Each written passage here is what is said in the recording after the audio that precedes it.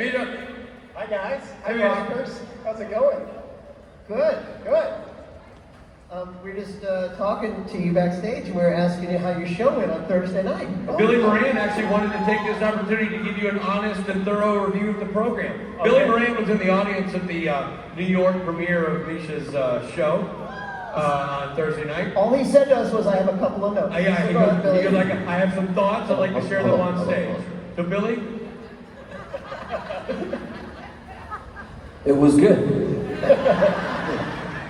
There you go. Yeah, right. Billy Moran with the notes. Wow, thank you for that heartfelt feedback. You can put that on the poster. You know what I mean? I solicited, I'm sorry, I know you always try to leave. You're like, good, I got fuck, he got me again. I solicited feedback from people who had seen the show previously, and then I put that on as like the promotional materials, and there were quotes. I said, you've seen the show. I sent an email out. Like, if you've seen the show, I'd love to have like a little blurb that I could share with people about what your experience was, and then I put little excerpts of those quotes. And the first one that sort of floats, it's almost like movie reviews, like you see the like critic review. It's the first quote is, Misha was visibly sweaty. Which, if that doesn't sell tickets, I don't know what's going to. Hi. I'm sorry, I don't know why he always sticks around like that. I was trying to... Hi! Sorry. I thought this was an audio barrier. Oh, you still have a thing? Yeah, we should. Hi, everyone. It's so great to see you. Being on stage in New Jersey was my very first convention panel experience 31 years ago. Was anyone there? What? It's a little cluster. It's right here. There's like everybody right here. You've been traveling around in the same little minivan together for the last 13 years. How many years ago was it? 2010. Oh, it was 15. No, 9, sorry. 16 years ago. Holy shit. I was 1 year old. Oh my God. Think of what we could have done with our lives, huh? Wow. Well, hello everyone. I would love to hear what it is that you want to talk about today. Do you have little questions or comments or criticisms? All right. Misha, if you Yes. could plop Castiel in any other franchise or series of your choice, what would that franchise be? Castiel. You mean like at Wendy's? No, like a series like Star Wars or Lord of the Rings, you know? Oh, I see. I think Castiel would do very well in Star Wars because of Castiel with wings, because of the whole teleporting business.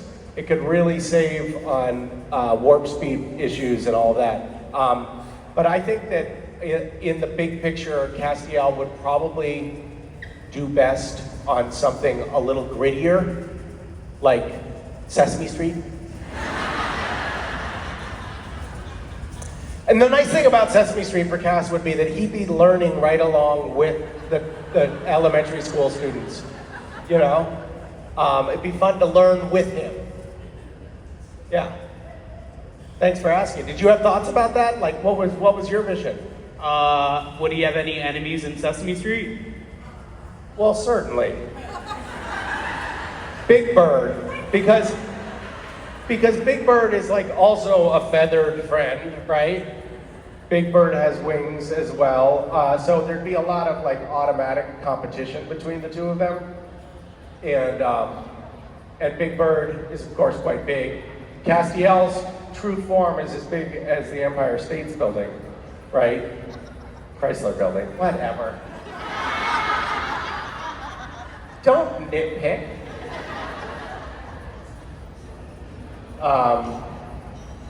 Castiel would probably on Sesame Street end up killing Big Bird. I hate to say it. It would be, he would like burn out Big Bird's eyes. And then forever, like Big Bird would just have these like charred holes in his face. And yeah, it would be pretty scarring for everybody. But I think it'd be good. I think kids need to see that sort of stuff. Like it would toughen them up a little bit, you know? Because Sesame Street tends to be too soft. There would be a lot more smiting, and that's a fact of life. So kids need to learn that. Thanks for asking this pressing question. Hi. Hi, Misha. How are you? Good. Good. I was at your event on Thursday. It was Oh, you were? lovely. I was, yeah. Oh, thanks for coming. My third time, and I'm Oh. not completely traumatized yet, so I'll have to You're go not again. traumatized yet? Not yet. Not Okay, completely. well, I'll work on that. My question is, if there's a character from a book that you would really love to portray?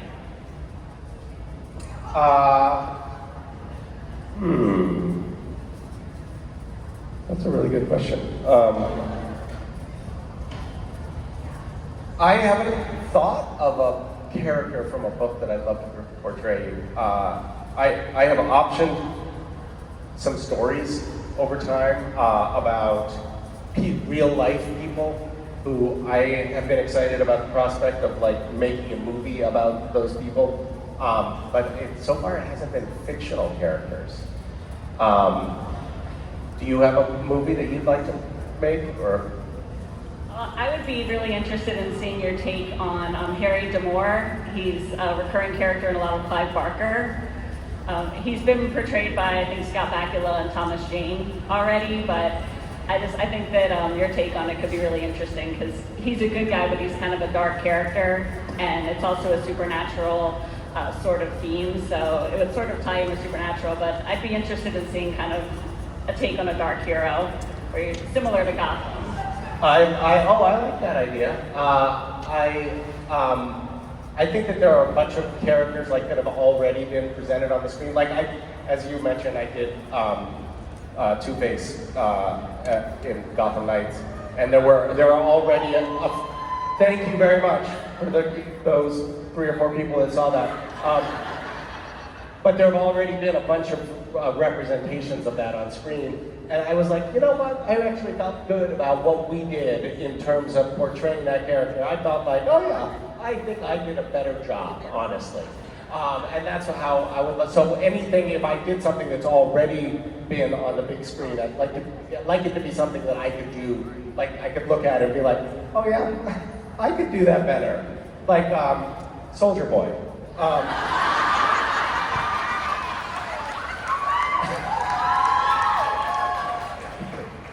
Just kidding, Johnson. Thank you. Hi.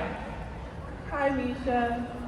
My question is, my English teacher, Billy Labosca, he put me on to one of my favorite poets, Billy Collins. I love Billy Collins. Me too. I learned you loved him last year. So I wanted to ask, what is your favorite Billy Collins poem? Oh shit, don't put me on the spot.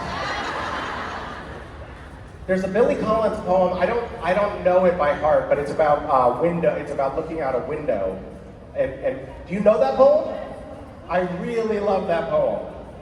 Good. I'm glad that you're corroborating that this poem exists, because if it wasn't for that, other people would be like, he's just making it up. There's no poem about a window.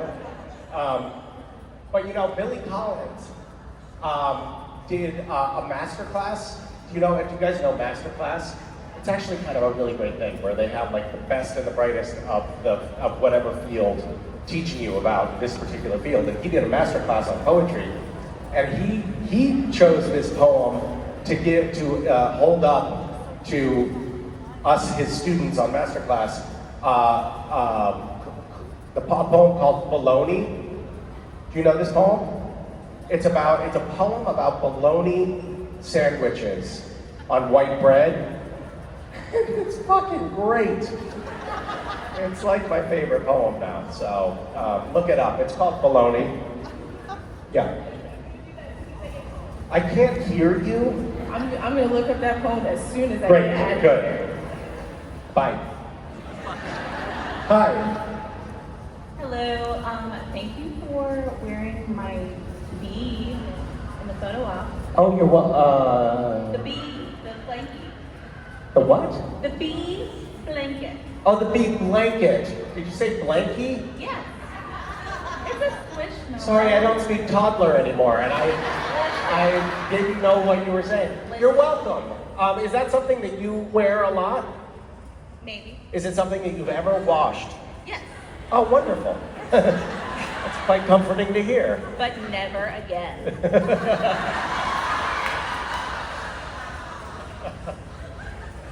Now that you're nice and uncomfortable, my question is, I like to destabilize a person before asking a question. yes. Do you fold or wad your toilet paper?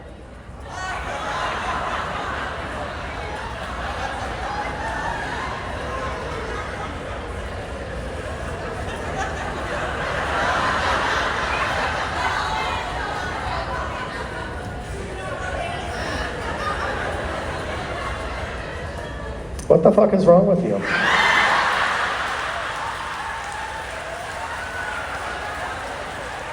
Let me count the ways.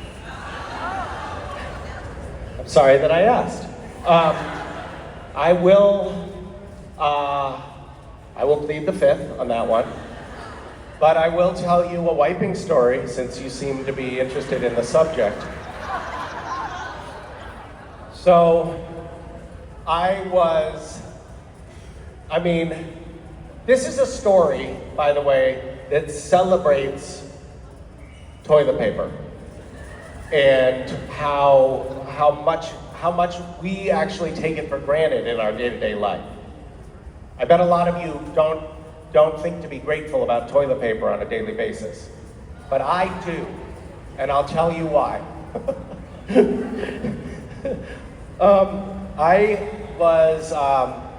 I was like 21 and on a trip around the world with my girlfriend, and we had managed to, we decided we wanted to go to Tibet, and we had gotten visas to go to Shanghai because they weren't giving visas to get into Tibet, but somebody said, sometimes it might work to cross the border from Nepal into Tibet with a Shanghai visa. If they don't look carefully, you might be able to get away with it.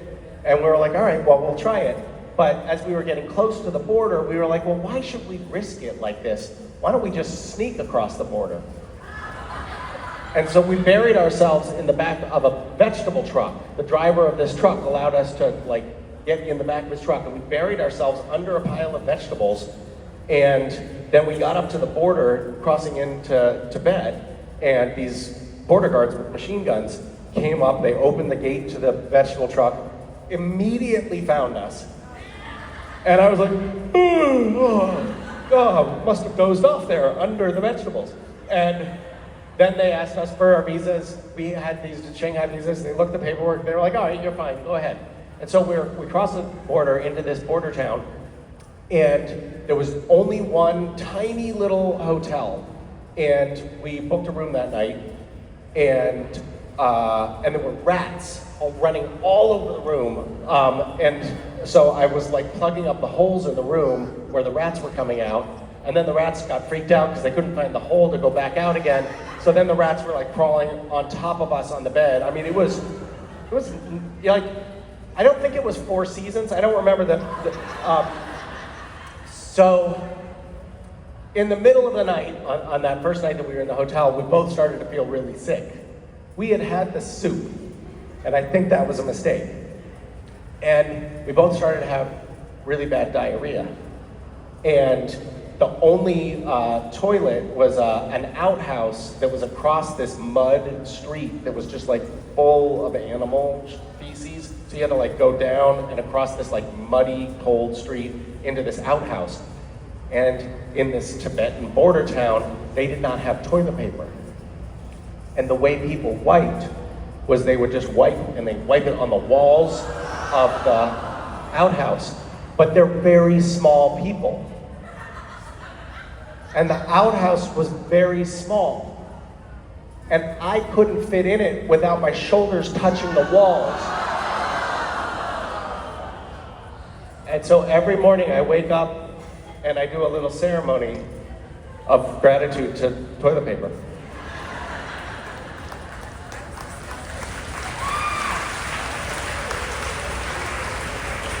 And thank you for asking. You're welcome. Hi. And I fold because I'm not a barbarian. Hi. Hi. Okay, I have a new baby at home. Congratulations. And I'm so sorry. There's not a lot of sleep. I was wondering, when you brought your kids home for the first time, what is the advice you wish you were given?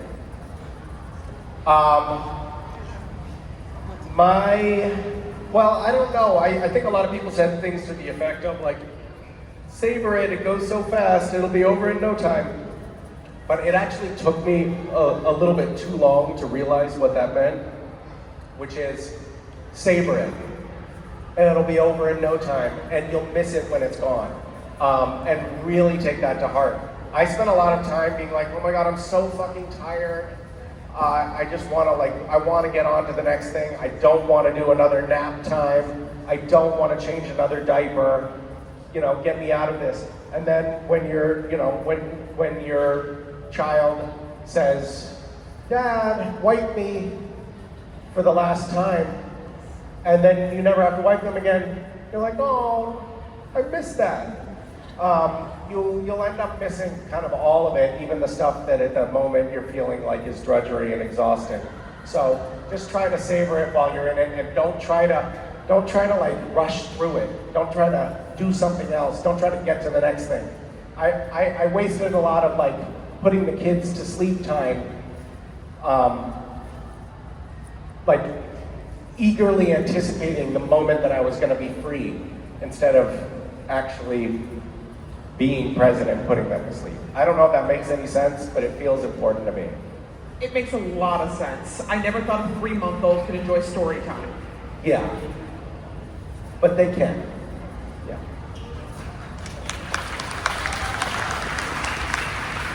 Hi, Misha. Hi. I'm going to try to do a kindness with my question. Oh my goodness. Thank you. We met a young man this morning. It's his very first con and very first introduction to the family. And seeing his joy has been incredible this morning. I was hoping you could say hi to Nolan and give a little wave. What's his name? Nolan. Nolan. Hi, Nolan. Where are you? He's all the way in the back with us. Hi. Welcome to the fray.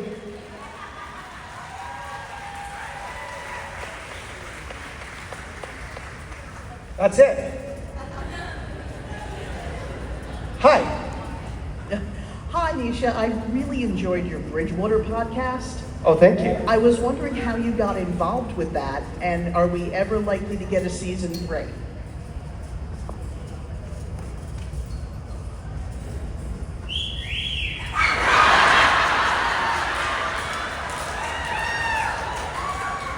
I was waiting for that. That was a delayed reaction. I was like, Jesus Christ. Normally, I would have gotten a cat call by now. How did I get involved in that? I guess they just reached out to me and asked me if I would do it. And then they offered me money. And I don't want to say that I'm a whore, but I'll do a lot for money. I was quite actually thrilled. I loved doing that project. I had so much fun with it.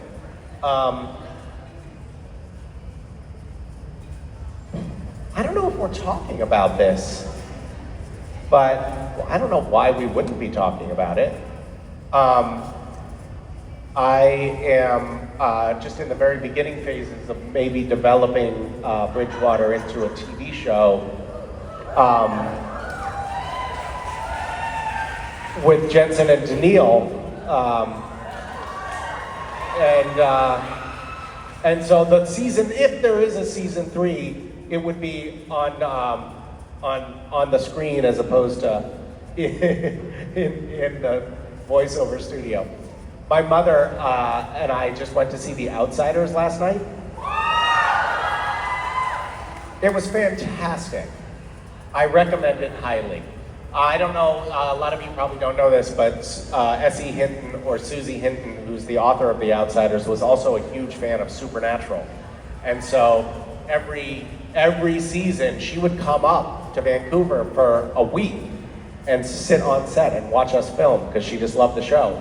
And of course, The Outsiders is like, it's a show that is about brothers, they're orphaned brothers, and sort of them against the world. And it has a lot of supernatural kind of family mythology themes in it, which I was like, oh, watching The Outsiders, you know, refamiliarizing myself with the story last night. I was like, oh my God, yeah, that's why she loved the Supernatural so much. It's like Supernatural ripped off The Outsiders. Anyway, the reason I'm telling you that is that last night I reminisced with my mother about this fact. She came to visit me when I was recording Bridgewater, and her flight came in right when I was actually actively recording, so she had to take a taxi over to the studio and wait for me to finish. And we had a little recording booth, and it was me and another actor in the recording booth, you know, with our microphones. And then there was a TV screen. There was another actor who was zooming in from Atlanta as we were recording the scenes that we were working on that day. And my mom was in this other room that was the director's booth with the director and the producer and assistant producer. And they also had a little Zoom screen that they were watching, you know, all three of us actors on, but there was a window that they were looking through as well and just looking at us in person.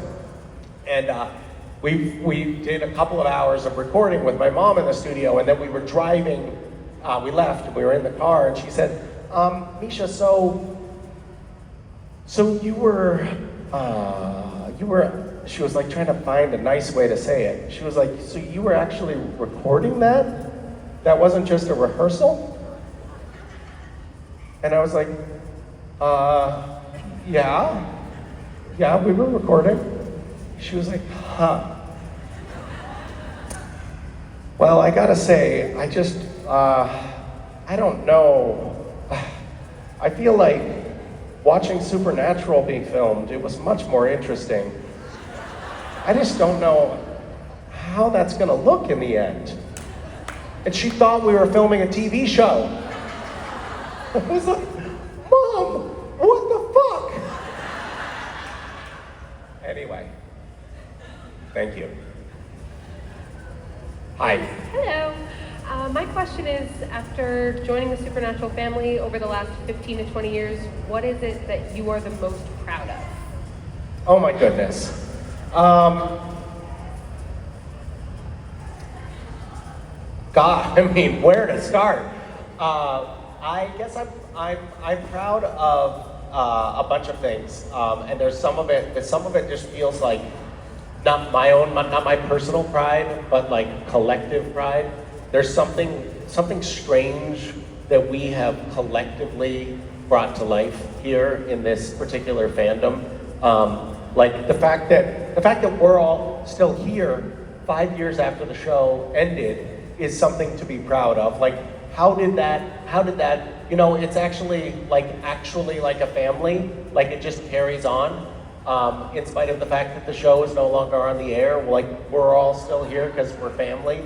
But I think that the biggest thing is like this community seems to be incredibly inclusive and inviting and warm and kind, and it seems to have this ethos of like generosity and caring, which I think is really true. Like I noticed fans really taking care of one another and showing up for one another and defending one another online. And of course there's all sorts of nastiness, and that's not like, you can't paint with one color and be perfectly accurate, but that's like the pervasive cultural dynamic in our little subculture. And I'm really proud of us collectively for having brought that to life. And I'm also proud of the fact, yes, smattering of applause, yes. And then personally, I think I'm proud of the fact that there have been several fairly large, almost photorealistic needlepoint portraits done of me, which is pretty impressive, you know?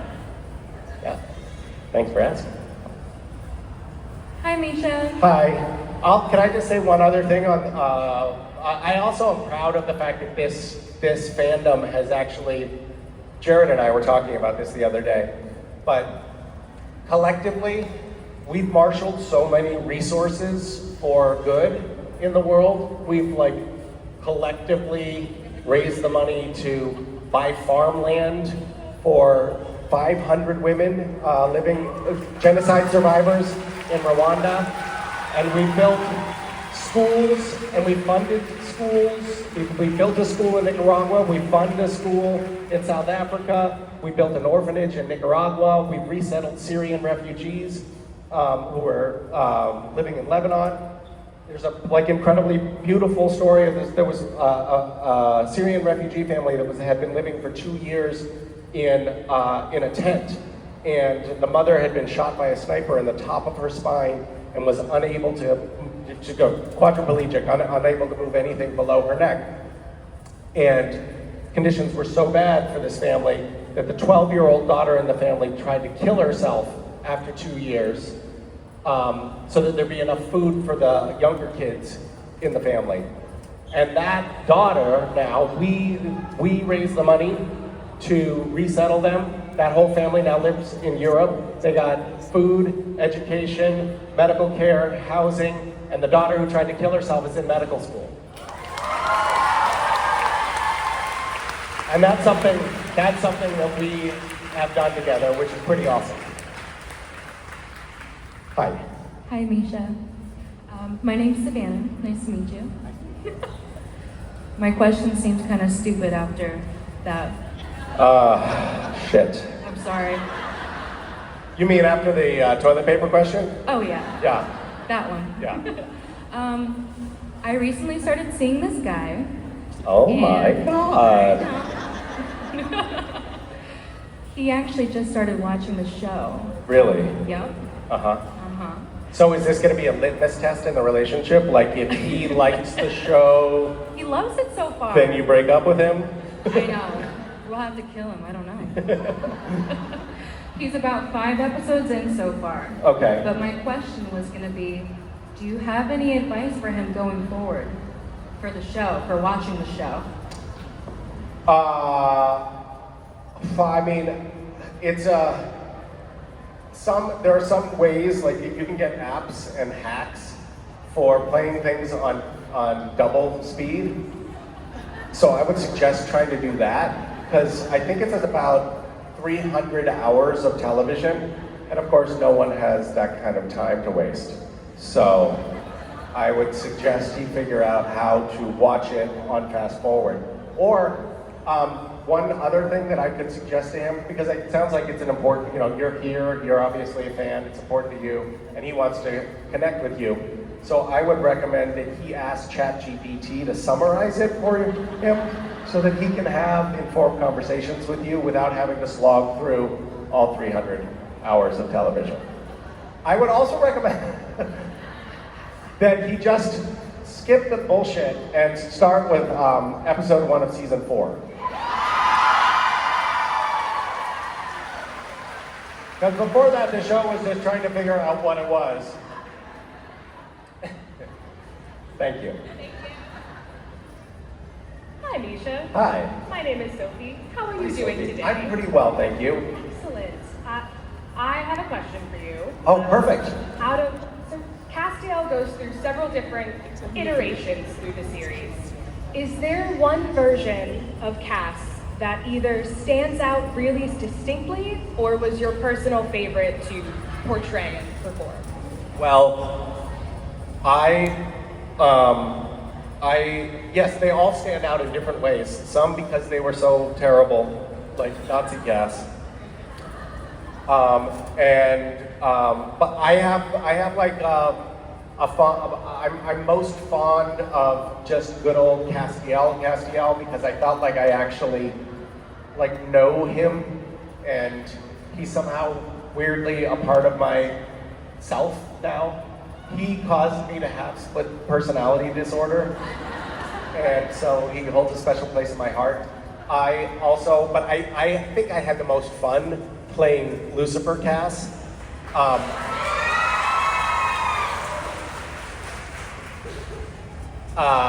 Mark Pellegrino, who premiered Lucifer on Supernatural, he told me whenever I'm in a scene, I look at the other characters in the scene and I'm trying to decide in my head whether I want to kill them or fuck them. And when you frame everything like that, it just starts to be more fun, it turns out. So that's something I actually try to bring into my everyday life now.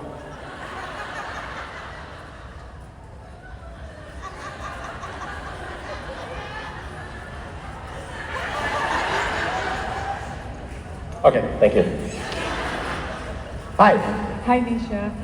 I know I've heard that J2 would joke around with you a lot and That's not true. That's a malicious rumor. They didn't do that. Oh, okay. Well, I'm glad that didn't happen. Yeah. Were you ever able to get one over on them, like a gag or something on them? Was I ever able to put a gag on them? All the time.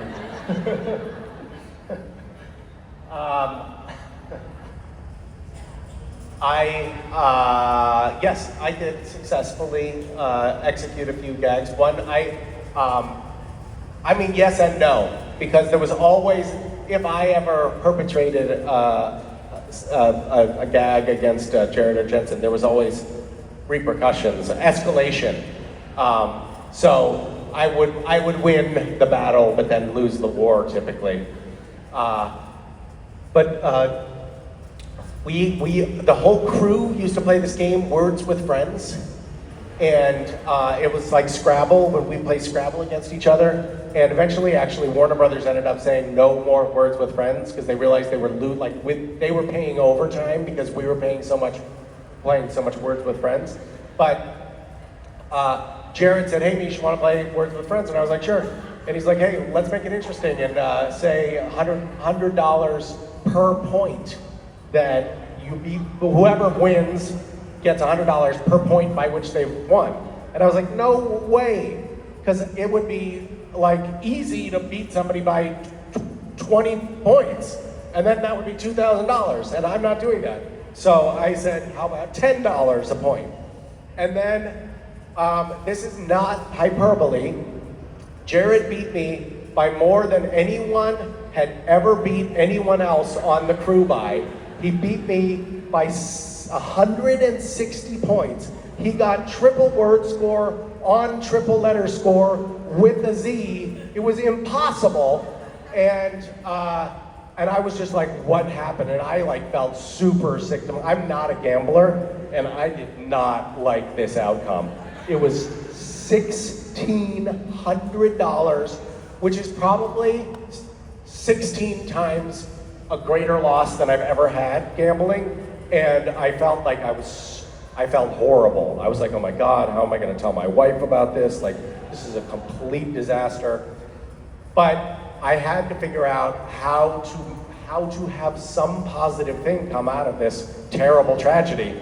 And so I spent 3 days driving around to all of the banks in Vancouver getting pennies and nickels, because there was no one bank that had enough, and eventually got $1,600 worth of Canadian pennies and nickels, and then dumped them in a huge pile in his trailer while he was on set. And then he came into his trailer to see the note on the pile of money, here, congratulations on your win, Jared. And he was like, oh my God, this is gonna be such a pain in the ass. But then he had the foresight to tell the transportation department, whose job it is to take care of the trailers, to clean it up for him. Which, by the way, I feel like was cheating. And then, because he's a magnanimous person, generous person, and also he really doesn't like rolling coins. He wrote a note too that said donation to Random Acts, and then had the transportation department dump all of those coins in my car on the seats. And I could never get all of the coins out. So every time I would apply the brakes in that car, I would hear shh. Because somewhere down in the floorboards, in a place I couldn't reach, were some pennies and nickels that were still sliding around. It was like this constant reminder as I commuted to work every day that I can maybe win the battle, but I'm going to lose the war. But yes, thanks for asking. That's a very traumatic topic. Hello. Hi, I'm Amy. Hi. I was wondering if you were aware of the Castiel news meme and if you've ever found any world news from it. I'm not aware, and I would love to be educated. Okay, so Castiel says I love you, Dean says nothing.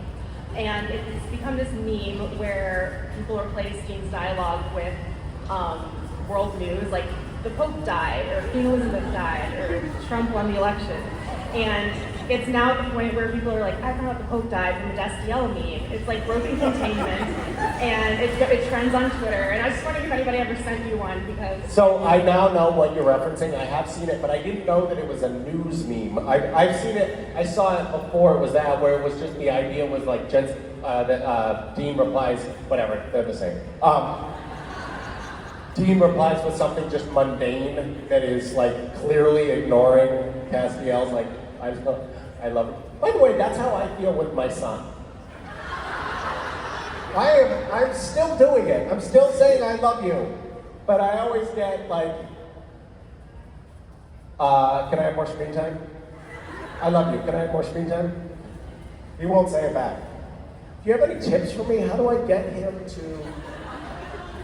I would say you have more screen time, I love you, and then see what he says.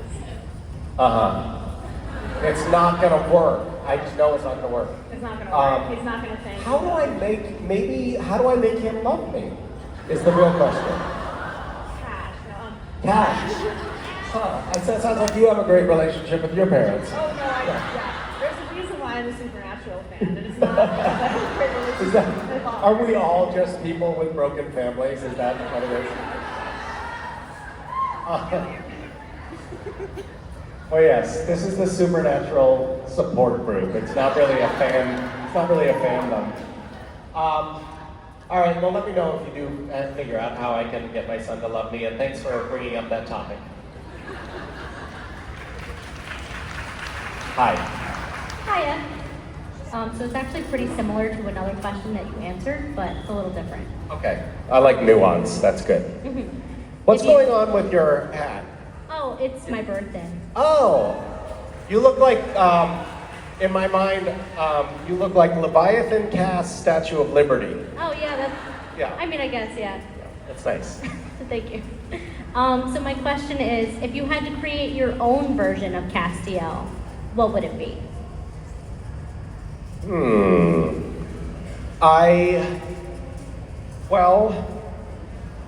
I think that Castiel, I wish that Castiel could have kept all of his powers. Like he got stripped of his powers gradually as the show wore on. It was like, oh, that's too powerful. He can't teleport, he can't time travel. He can't even do that thing where things blow up when he goes like that anymore. So I would give him all of those qualities, and I would give him like a very athletic physique. And I would make him have not such a deep, gravelly voice, you know, just like a normal voice. And I would also give him X-ray vision so that he could see through clothing.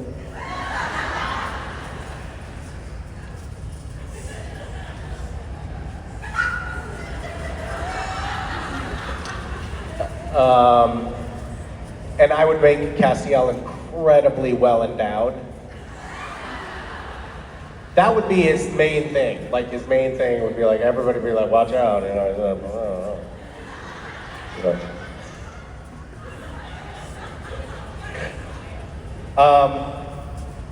Thank you for that question, and I enjoyed it. Great deal, thank you. Hi. Hi. My question is, what was your favorite accent to do on the show? Wait, well, what do you mean, what show? On Supernatural. My favorite accent? How many accents did I do? Well, there was like, there was the one in Apocalypse World. There was like hippie Cass? Yeah, and there was hippie Cass. There was hippie Cass and there was Nazi Cass. Yes. I feel like Cass didn't have enough accents though. It would have been nice if Castiel could have been like more of a world traveler, you know? Castiel could have like had an Indian accent. Or, hello Dean. Very good to see you again. What would be very interesting for us to go to Impala, Samuel? Why did you ask this question? Because this was like really last minute and I had no clue what to ask. And Well, I love that that's what you came up with. You know what, it was sort of an accent, the empty cast. I kind of had fun with that one, yeah. It was like really kind of creepy. That was a fun role to play. They had this like they had this idea like, oh, I think the easiest way to do this is gonna be to get this like super weird camera that locks off and it's on this like robotic arm. And they got this camera that's like almost as big as half of this stage. No joke, like it looked like a bus with this like robot arm, and it was programmable, and it could move in exactly the same way repetitively, and somehow this made it easier to like switch characters in that black space we were in, and have it all like edit together properly. And that was just like a black velvet kind of floor and curtains, you know, just like super high ceilings and curtains, and this robotic machine. And they brought it to set. They were like, this is gonna be the way to do it. But they didn't bring anybody who knew how to operate the camera. And so the whole day we were all just trying to figure out, it's like, maybe, I don't know, what does this button do? What does that button do? We had no idea. And so shooting that scene, I would go into like, yeah, Castiel, like that weird whatever the fuck I was doing. And then we'd get like halfway through the scene and they'd be like, oh, fuck. Hey, Misha, you're supposed to be Castiel right now. And there was another actor who was my double, who they would be like seeing the back of the head of that character. And so me and that character would just switch spots in the scene. And then I'd start talking as the other character. And my God, my brain was short-circuiting. And also, I wasn't allowed to leave the black velvet carpet because they didn't want footprints. Like any little bit of dust on it would screw up the shot. So I just had to stay like, it was almost like a jail cell where I was slowly going insane. That's what it felt like when we were filming that. Not that you asked about it, but I told you anyway. Hi. Hi, my name is Piper. It's nice to meet you. Nice to meet you. So my question was, what's your favorite horror movie, and how do you think Cass would react being in that horror movie? I hate horror movies. I find them terrifying. My children are watching horror movies now, and I can't believe it. And then they had nightmares, and they're like, I had a nightmare, and it was really like the horror movie I saw, and I was like, that's why I told you not to watch the horror movie. I started having nightmares. When I got on Supernatural, I thought, oh God, now I'm gonna have to watch a couple of episodes of this stupid show. And so I watched some Supernatural just to like prepare myself, and I would watch like 2 episodes at once in one sitting, and then I would have nightmares because it was too scary for me. All of that said, I have seen a few horror movies. I thought Texas Chainsaw Massacre was really sweet. And I think Castiel would do very well in that kind of environment. he doesn't seem to startle very much. Do you notice that? Like the whole jump scare thing, I don't think Castiel was ever like, oh my God, Jesus Christ, you scared the shit out of me. Castiel is always like, hello, Dean. So I think that he would show up well in that kind of environment. Where would you put him? Well, I really like Killer Clowns from Outer Space. I actually have a 5-foot-tall clown in my room from that movie. So Is that a movie, Killer Clowns from Outer Space? Was that an Oscar-winning movie? Killer Clowns from Outer Space. That sounds almost as good as Stonehenge Apocalypse. I'll check that out. All right, thanks for the tip. Hi. Hi, Misha. How are you? I'm great, thank you. And you? I'm okay. I've got a little bit of a cold, but other than that, I'm pretty good. I've been sick 5 times this year, so I get you. Oh, really? Yeah, 5 times. I babysit kids, so they get me sick every day. Did you get me sick? I hope not. I met you today for the first time, so. Yeah, that probably doesn't add up. Probably but not. Yeah. All right. I wanted to ask, in the supernatural sense, like a road full of your best memories, what do you think your heaven would be? Oh, I don't know. I hate to be pat with my answer, but probably something with my kids. I got divorced in the last few years, and I've had a lot of time where it's just me and my 2 kids, and it's been so great. I am kind of cherishing every moment that we 3 have together, and I want to slow down time because my son's starting high school, and he's probably going to try to have friends that he spends time with. That's really going to bum me out. I'm going to try to prevent that from happening, but yeah, so that's something that I would love to have more of, and so maybe I'll arrange for an accident and we can all just wind up in heaven together. How's that for dark? It's a horrible thing to say. Thank you for allowing me to present myself as a dark psycho. Hi. Hi, my name is Jennifer. My daughter and I are here for the 3rd time, and we saw your show on Thursday for the 2nd time. Oh my goodness. And my question is, you've led such an interesting life. Have you ever considered writing an autobiography? I don't think I'm experienced or old enough to write an autobiography. I'm not sure what the message would be in my autobiography. But I have thought about writing like instructional manuals, so that could be fun. My show is a little bit autobiographical. It's sort of like a memoir, like a concise. It's cliff notes of a memoir kind of thing, and that has been actually a fun process. It's been like a chance to really reflect on like, all right, if I was going to tell about my life and my childhood, what would I include in that story and why? And it actually, as I said in my show last night, like doing that, the act of doing that has actually changed my relationship with my mother a little bit, and changed the way I think about my upbringing and my childhood. And I guess the interesting thing about it for me is like the process of writing memoir or writing an autobiography is inherently reflective and actually helps you potentially learn about yourself. So it might be a sort of version of auto therapy that I can engage in just for myself and not expose others to. That's a possibility. Thank you for asking. Hi.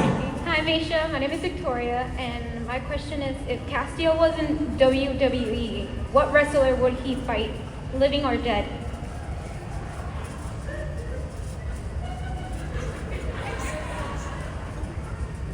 He would fight Hulk Hogan,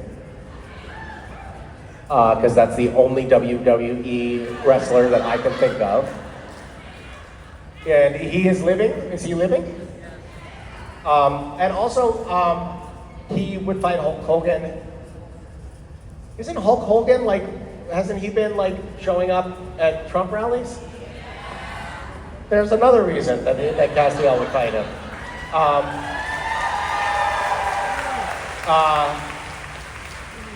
And what would his move be? Was that your question? No, What was your question? if Castiel would fight any WWE wrestlers, living or dead, what would he do? Well, that's sort of like what I just said. What he would do with Hulk Hogan, so that's who he would do, whether Hulk Hogan is living or dead, and he would totally befuddle him in his trench coat. He'd wrap his trench coat around him, and then Hulk Hogan would be like, get that off me, because Hulk Hogan would be in the process of trying to tear his shirt, but he'd be getting stuck on it. Did you guys see that video of him like trying to tear open his shirt? It's like, I need to get some scissors here or something. And then like the tie would get in his mouth and Hulk Hogan's mouth, and he'd be like, like that. And it would be just a real mess, and it would be embarrassing for Hulk Hogan. And Hulk Hogan would eventually tap out. That's what would happen. Thank you for asking. Hi, Misha. I'm Amy. Hi. How are you? I'm good. How are you? Good. Nice to see you again. Good to see you. I know you're super into poetry. Yes. So I was wondering what poetry you're currently reading, or some of your favorite poetry if you're not currently reading something. I don't currently have any poetry on my nightstand, I don't think. I recently was reading Rita Dove and discovering how much I love her poetry. If you haven't read Rita Dove, you should check it out. Do you have any favorite poems? I knew you were going to ask that. Well, I don't know too much. I know a little bit of Mary Oliver from you. Oh, well, who doesn't love Mary Oliver? Mary Oliver is a wonderful poet. In case you don't know who she is, she was like, she died in her 80s relatively recently, and she writes these beautiful poems about nature and observing like the, little like birds and animals and blossoms on trees and like the subtle things in daily life out in nature. And I recently discovered that she was also a chain smoker. And it was like cognitive dissonance. It was such a funny image because she comes across as like this, you've read some Mary Oliver. Hard to imagine her as a chain smoker, but she is. And there's a little factoid for you that you didn't ask for. Thank you. Hi. Hi, Misha. My name's Julia. Hi, Julia. My question for you is, do you have a favorite Supernatural episode that you were in, and why? Of course I do. My favorite episode was The French Mistake. And because I thought it was extremely funny and it worked on so many different levels. Like, The French Mistake, I think, is a good episode of TV, even if you don't know anything about Supernatural. But if you do know something about Supernatural, there's a bunch of sort of inside jokes. And then if you actually worked on Supernatural, there was a whole layer of jokes that were just for us, personally, in the show. We were making fun of ourselves in that show. And all of us were in on it. Like, we wanted to amp up the sort of satire of ourselves. I asked Ben Edlund, the writer of that episode, I said, can you make my character like the quintessential Hollywood douchebag? And then I like added things in, like when the hair and makeup people were like touching me up at the end, right before we filmed on, it made it into the episode, the Misha character just like pushed them aside instead of saying, okay, I'm done, just push them. And I added in like some little details like that. And the Jared character was very vain. And they had the Jared character had like llamas or alpacas, I think, and there was a giant portrait of Jared on the wall of his house in that show, and of course now like Jared does have like exotic farm animals in Texas, and it's sort of like life imitating art. And when we were done filming that episode, Jared was like, "That was awesome, guys. Thanks so much. So what are you guys going to be doing with that portrait?" Yeah, it was a pretty fun episode to film. I played the quintessential Hollywood douchebag version of Misha, and then my manager happened to watch that episode, and he called me and he said, "Oh my God, Misha, it was so great to see that episode. It was so nice to see you just get to be yourself."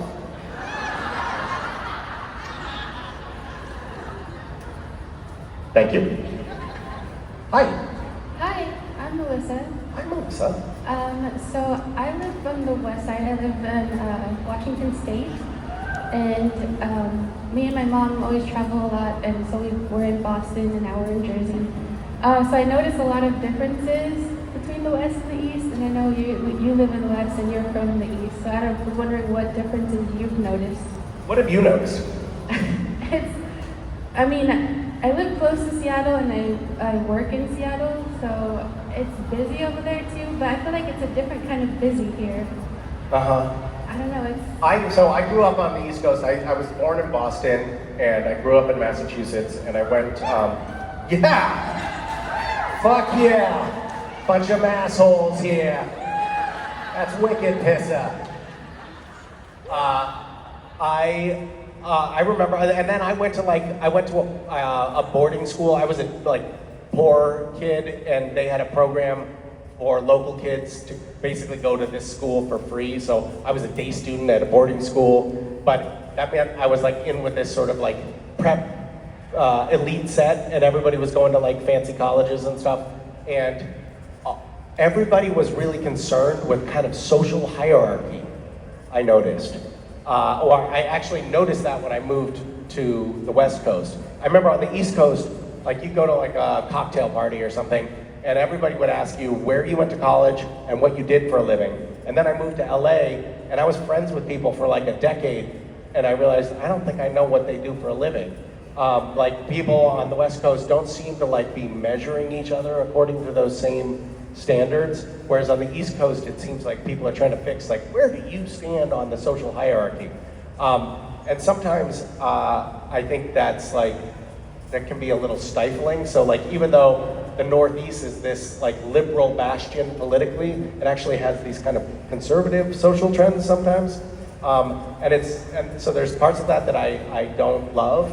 But also, at the same time, they're on the West Coast, people don't care if you went to college at all, and that's sort of maybe it is actually kind of a good thing to go to college. So it's an interesting thing. But it is two very different cultures, though. There's a lot of real difference between them. I love aspects of both, for sure. Thanks for asking. I like that ethnography question. Hello, Idjit. Hello, my name is Joe. Hi, Joe. One thing about the Supernatural show I'd like to know, out of all the actors and actresses that you played with on the show... And I played with a lot of them. Which ones were the easiest, the most fun, and yet the hardest to work with? There were certain actors who I just gelled with. I think it's maybe sort of like going on a date or something, being in a scene with someone. It's you have chemistry or you don't have chemistry. They have this thing, or they used to have this thing, I don't even know if they still do it, but it's called a chemistry read in auditions, where it's if you've auditioned and then you audition again and you audition again and you're down to you and a couple of other people for the role, they might bring you in for a chemistry read with the other actor that they've already cast, who's maybe going to be your romantic lead, your romantic pairing in the show. And then they just see do you have a good chemistry together? You have a good je ne sais quoi. And that happens on set when you're filming too, it's like there's something that just really like clicked with that actor, and you don't even know why. I think that Dean and Cass just sort of clicked for some reason. There was like some kind of chemistry between those characters. I felt the same with Rob Benedict and Ruth and Shoshana's character on the show. Like sometimes there's just characters that you're like, oh, well, that just feels like such an easy fit. Same thing, I felt that like chemistry with Danielle, Jensen's wife. And I still have chemistry with her. Maybe don't tell Jensen that, or the soldier boy joke. But yeah, there's certain actors that you just like have like a little, like something clicks with. And then there are other times there are actors who you actually really like the person and the character seems great, but you seem like it's just not the energy doesn't really work in the scene for some reason. And there were a few of those instances. I'm not gonna like say the names of the actors because I don't want to make them feel bad. But I will say that it was, you know, the characters were Crowley and Trickster. But to protect the innocent there, I'm not going to tell you which actors those were. Thank you, that was fun. Thank you. We're done? We're done. There's no more questions. Nobody has any questions left? I don't think this has ever happened in the history of anything. Does anyone want to raise their hand? Yes, go ahead. What have you got? What's my craziest fan story? Oh shit, I don't know. Gosh. I don't know what my craziest fan story is. There have been fans, I mean, you know, like the usual sort of stalkers and that sort of thing. There have been, there was this nice moment. This was a sweet thing. I was in Australia for a convention in Australia, and they had this like meet and greet kind of thing, but it was like you would go from table to table with like the VIP fans who were there. And I sat down at a table, and I had a little bit of a cold, and I blew my nose, and I set it down next to me, and the woman that was sitting next to me went like this.